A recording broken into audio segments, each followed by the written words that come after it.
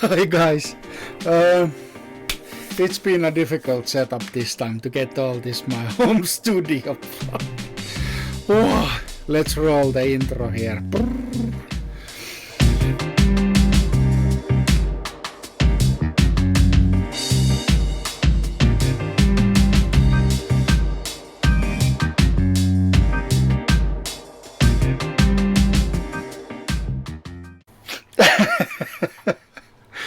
Yeah, I was just about to start recording and everything fell down from the shelves from the above, and I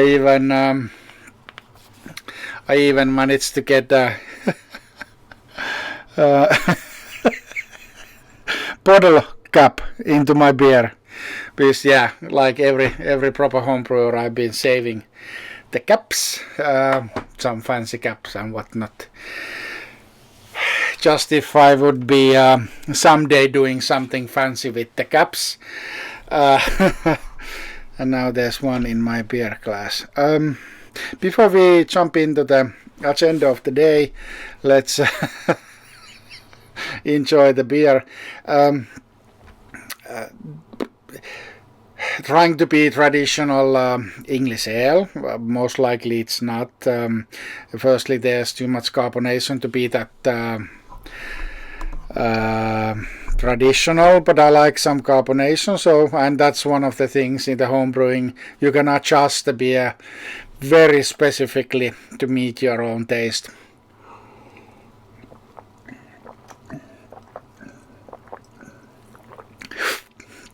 Yes, actually very nice. It's definitely benefits of being in the glass. It's been sitting in the glass at least for 30 minutes or even 40 minutes. So majority of the carbonation has gone, plus it's way more warmer, which I guess it would be more typical for English ale, that it's not like close to 0 degrees or something like that. Yeah, actually the story behind the beer is that it like last winter I bought this mini spidal fermenter and then also the micro piping set for my grandfather, so I could do half batches or small batches. And I made this beer and then I bottled it straight from the fermenter with some sugar, i.e. fermented it, the carbonation was done in the bottle. And when I originally tasted the beer, it had this kind of very strong peppery note. Sorry. Very strong peppery side note. And as far as I could understand, it was a result of the bottle fermentation. Maybe the bottle fermentation was happening in too warm or something like that. But there was like definite peppery side taste, which was just too strong. But I didn't dump the beer because it was in the bottles already. So why not to store them a little bit further and see what happens? And now actually, after several months, it's okay. Actually, it's it's okay. It does have a Asahi Super Dry cap in it, but that's a side note.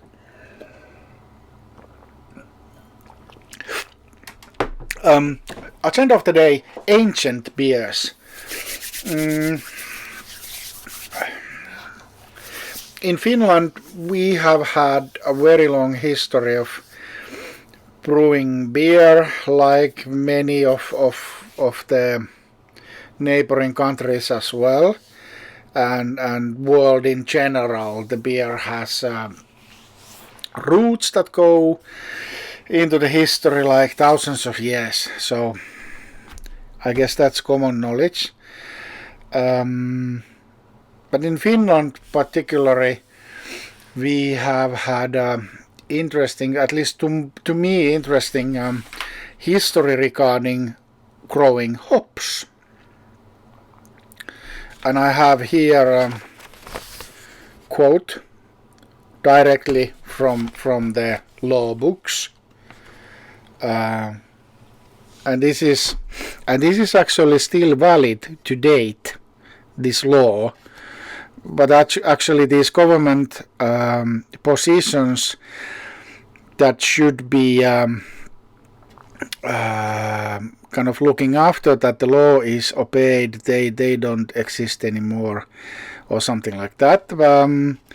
But it states, and this is from 1734, every house needs to have a hop garden, and the master of the house should plant every year good roots for 40 hop poles. So that's 40 hop poles until you have 200 hop poles for your house. And if you don't do it, there's going to be a fine. And the fine is not going to be one-off, but you need to pay the fine every year until you kind of agree to follow this law. And it's the local police chief that needs to carry the fine if you don't comply.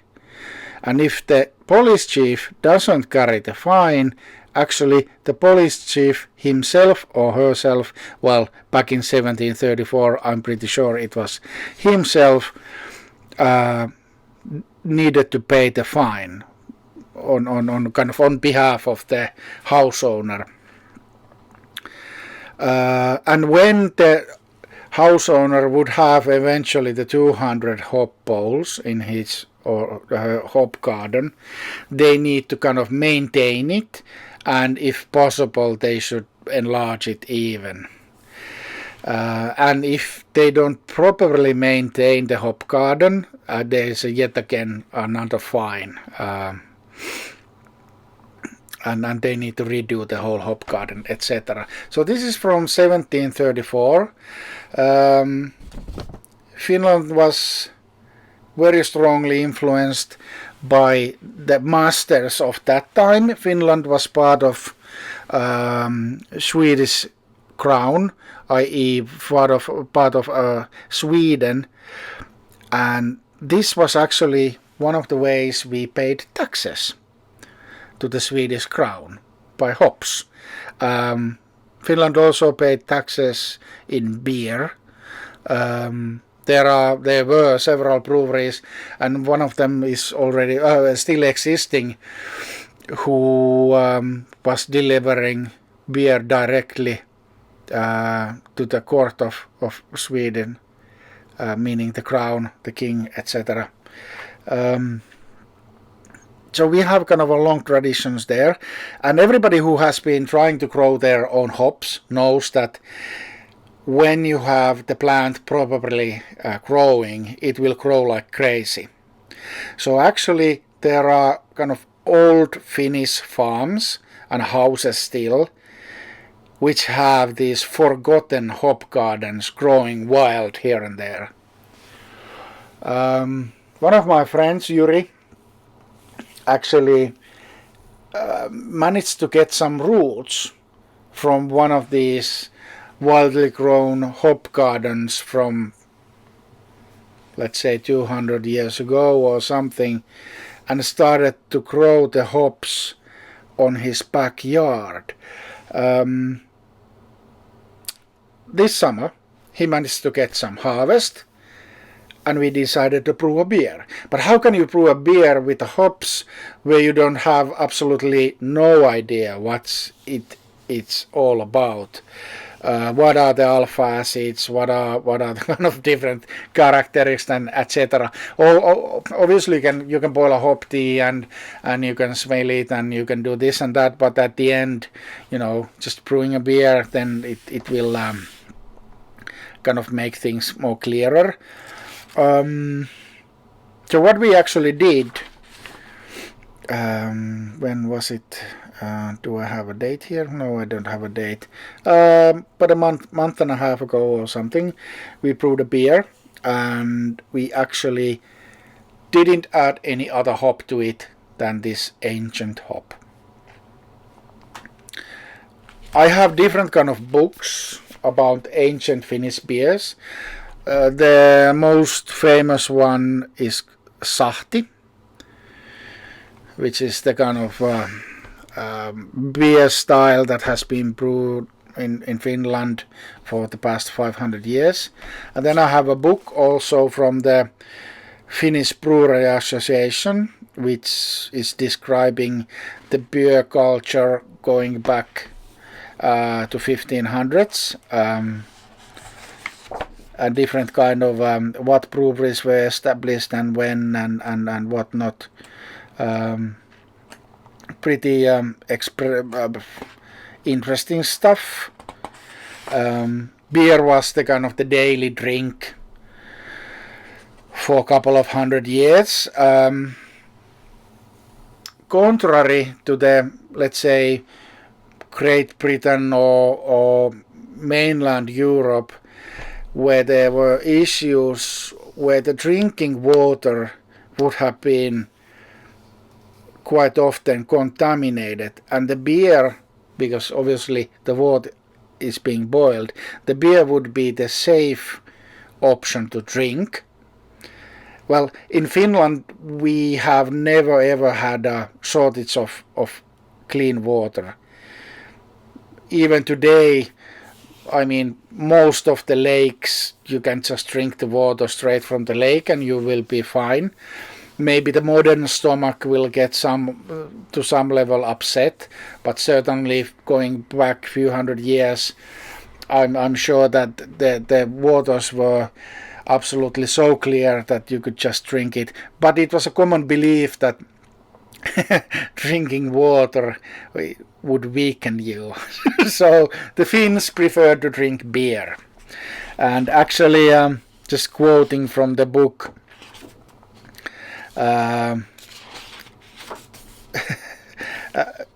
it was actually the last Catholic Archbishop of Sweden called Olaus Magnus Gotus back in 1555 said that the Finnish beer would grow people to be strong, to withhold any task that would come in front of them, and the women would come from the beer very fertile, and they would only be giving birth to twins, and etc. So yeah. Yeah, and he concluded that the Finns were from the Nordic countries or the Nordic people the best ones to grow barley and make beer from it. Pretty impressive words. Whether that was true or not, I don't know. I didn't live then. But yeah, I have these books of ancient beers, but I wanted to create the beer recipe based on modern things because I didn't want to overcomplicate things, and also the fact is that we are not ancient, we are living 2020. So what kind of beer style would kind of accompany nicely these ancient hops potentially? I decided to go this kind of golden ale or a summer ale. I have a recipe right here, and it called for 2 kilos of pale ale, 2 kilos of pilsner, 450 grams of Vienna, 300 grams of rice hulls just for the sparging and etc., and 200 grams of Munich. That's it. Very kind of basic blonde ale from top of my head. And then I was supposed to bitter it with some North Down hops, but at the end, me and Yuri, when we were brewing, we decided that there's a pretty big risk that the North Down will overpower the ancient hops, especially because we were using it as fresh, as whole cones.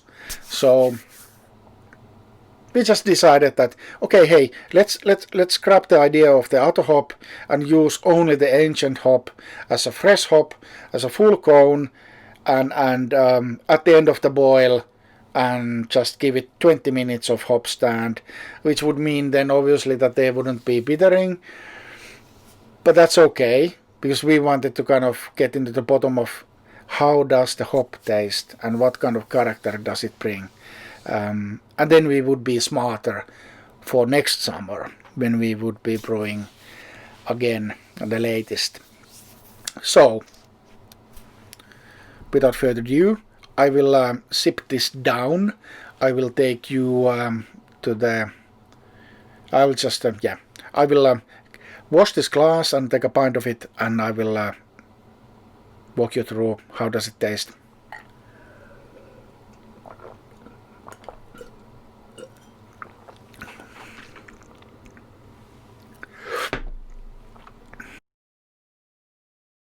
And we are back. So here we have the beer.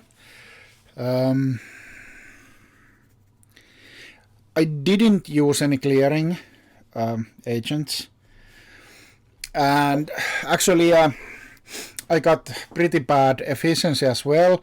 There's about 4% in the beer. I was expecting to 5 or something, but apparently my malt mill, the gap has been growing. It has been moving for some reason, so the crush isn't as fine as it has been in the past. In theory, it's a lucky accident, because the beer 200 years ago, at least it's kind of strongest, it would have been like 4.5%. That would be the beer for the kind of the wealthy part of the population, and the kind of the common man would drink like 2-3% beer or something like that. No fining agents. Obviously 200 years ago there wouldn't be anything like that, so it's cloudy. I like that. Anyway, I like the color. It's actually absolutely gorgeous. There's a little carbonation, not that much, and there would have not been that much of carbonation 200 years ago, I'm pretty sure, because in theory all the carbonation back in that time was kind of semi-accidental. Yeah, so they wouldn't. Well, let's start the sensory evaluation.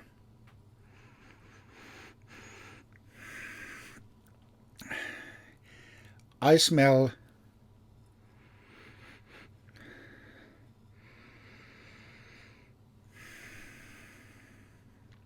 like sweet lemon. Is that a thing? It smells like sweet lemon.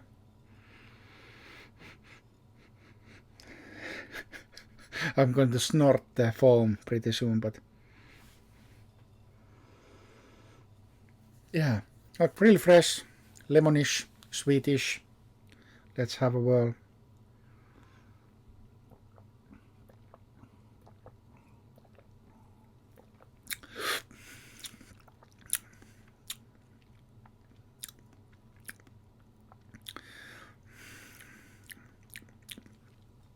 I'm not going to lie, I have tasted this before.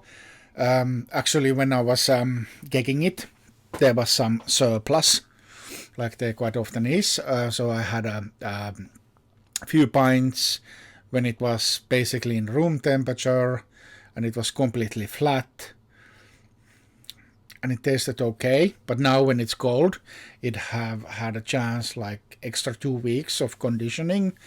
Have received some bubbles, not that much, but some. It's actually pretty okay.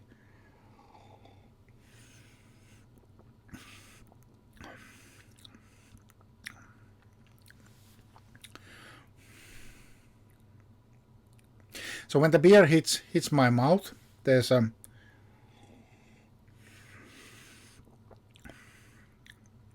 kind of the lemony aroma, which is like very, very slim, kind of continues in the taste, that there's definitely a little bit of this citrusy kind of thing. Then what I'm tasting after that, which is kind of, I guess the when I said sweet lemon, I guess that is the sweet part, that after the lemon there's kind of this honey kind of sensation as well, followed by bread kind of sensation. That is, it's obviously the malt which is kind of bringing in the breadiness. Maybe it's the Vienna and Munich. And there is kind of certain level of bitterness at the end, because it will dry your mouth off, and the kind of the sensation that it leaves you, there's a little bit of tea, maybe green tea or something, but kind of definitely kind of tea aroma. And it's obviously this varies from subject matter expert to another, and I'm not a professional beer taster. I'm not trying to kind of present myself as one, but a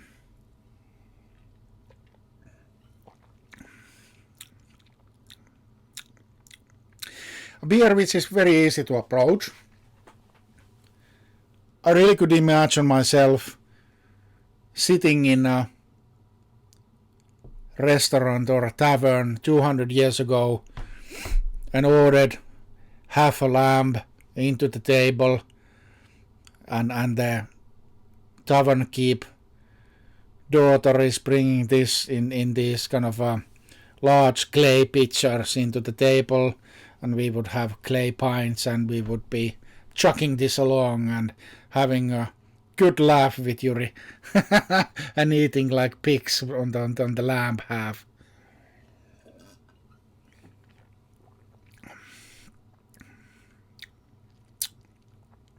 How to push forward with this one? I think it's ready to be bottled. Maybe it could benefit a little bit of more carbonation, especially because I'm going to bottle it with using my Blihman beer gun. So the assumption is that if there's very little of carbonation, when I'm going to inject it into the bottle with this one, it will lose very small amount of the carbonation, and if there's very small amount to start with, it might end up there it was. It might end up with kind of being completely flat. So I will keep it on CO2 just for a while still, and then we are going to bottle it with Yuri. Hopefully Yuri, you will come and help me with that show. It's not my favorite part of the brewing, the bottling, but definitely if you would consider this after a sauna, yes, definitely. After a hot summer day, definitely. With a good meal, some hearty stew made of game or something like that. Well, that kind of powerful food dish would most likely overcome this beer kind of being the shadow a little bit, but kind of given the heritage of this beer, I think it would be spot on. I would say that 200 years ago the beer would haven't been kind of that overpowering either, so yeah, that's about it. Please comment down below if there's something, and please let me know if you want to know something more about Finnish beer history and so on. But other than that, I think this has been already too long, like always in my videos. Thank you for watching. Please subscribe, like, dislike, comment, do your thing. Thanks and bye.